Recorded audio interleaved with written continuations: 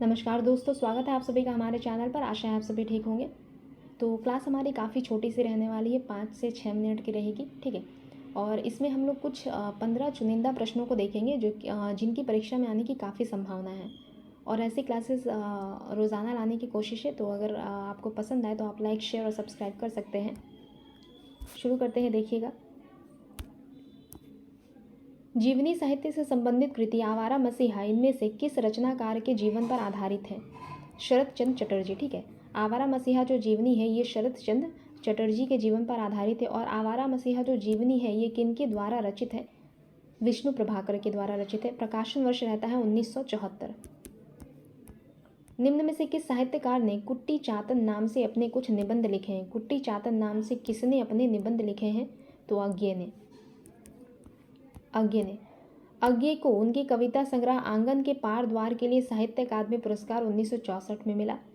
1964 में आंगन के पार द्वार नामक कविता संग्रह के लिए साहित्य अकादमी पुरस्कार दिया जाता है अज्ञे जी को।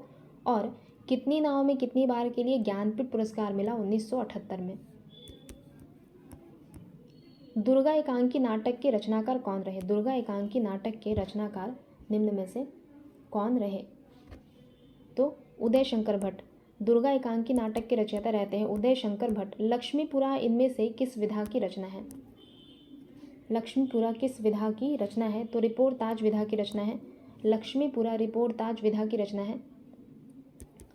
हिंदी में रिपोर्ताज लेखन की परंपरा की शुरुआत शिवदान सिंह चौहान के द्वारा लक्ष्मीपुरा नामक रिपोर्ताज से की गई थी, ठीक है, जिसका प्रकाशन वर्ष रहता है 1938।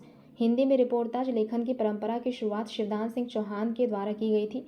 और उनकी किस रचना से? तो लक्ष्मीपुरा नामक रिपोर्ताज से, जिसका प्रकाशन वर्ष रहा 1938।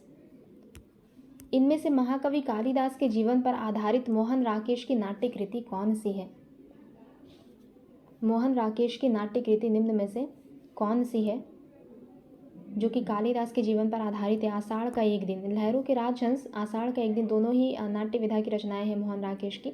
जबकि आधे अधूरे जो है ये उपन्यास विधा की रचना है और मोहन राकेश द्वारा ही रचित है। आगे देखिएगा। कही ना जाए का कही आत्मकथा के लेखक कौन रहे? कही ना जाए का कही आत्मकथा के लेखक कौन रहे? तो भगवती चरण वर्मा।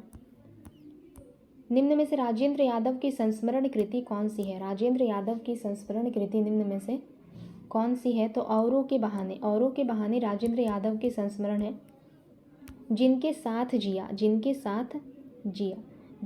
जिया ये किनका है? अमृतलाल नागर का संस्मरण है। यादों की तीर्थ यात्रा विष्णु प्रभाकर का संस्मरण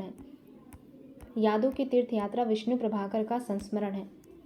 डॉक्टर हजारी प्रसाद द्विवेदी के किस उपन्यास को रैक के आख्यान भी कहा जाता है? हजारी प्रसाद द्विवेदी के किस उपन्यास को रैक के आख्यान भी कहा जाता है? तो अनाम दास का पोथा को रैक के आख्यान भी कहा जाता है।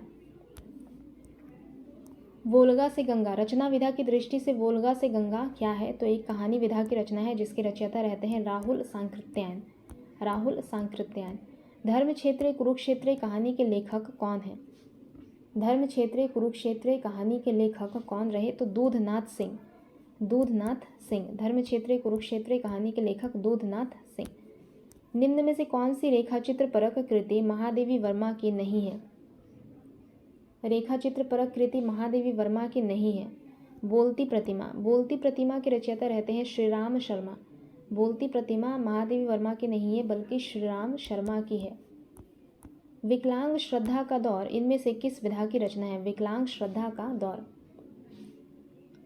एक व्यंग्य विधा की रचना है जिसके रचयिता रहते हैं हरिशंकर परसाई। विकलांग श्रद्धा का दौर हरिशंकर परसाई जी का है। श्रीलाल शुक्ल के अति प्रसिद्ध उपन्यास राग दरबारी में किस गांव का चित्रण है? राग दरबारी में किस गांव का चित्रण है? जो कि श्रीलाल शुक्ल का एक प्रसिद्ध उपन्यास है। इस पर इन्हें साहित्य अकादमी पुरस्कार भी प्रदान किया जा चुका है। श्रीलाल शुक्ल को राग दरबारी पर साहित्य अकादमी पुरस्कार से भी सम्मानित किया जा चुका है। इसमें शिवपालगंज नामक गांव की चर्चा है, ठीक है। शिवपालगंज नामक गांव इसका कथा क्षेत्र है।